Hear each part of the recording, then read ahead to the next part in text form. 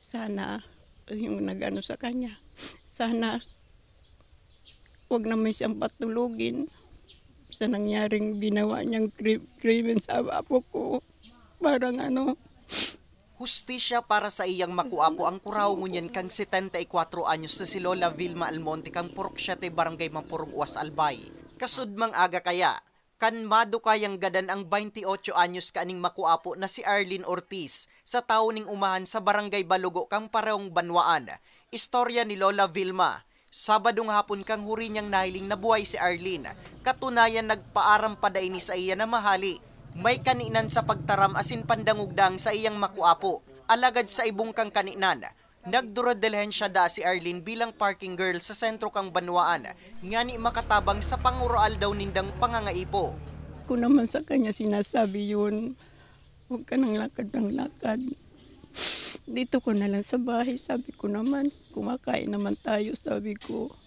Ayaw talaga, hindi ako kuhan, sabi niya. Ayun ang inaano, pinipilit niya talagang lumakad siya na maghanap buhay din ng sarili din niya. Yun ang kuhan. Pag binibigyan ko ng pera yun, ayaw. Sabi niya, pagkain ko, bili ko na lang daw pagkain ko, sabi niya sa akin.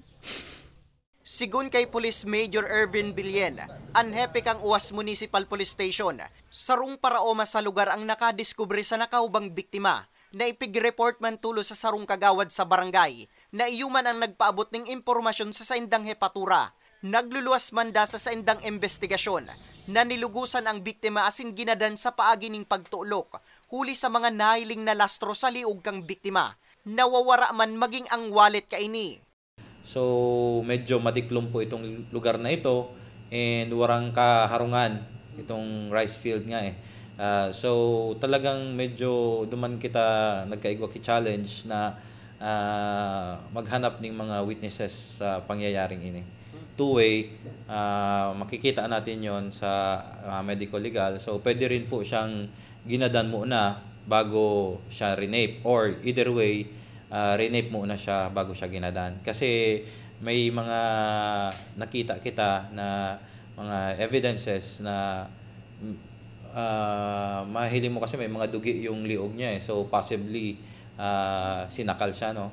So strangulation. So we are waiting for the result of the medical legal para ma-confirm ta kung ano talaga yung kinamatay niya.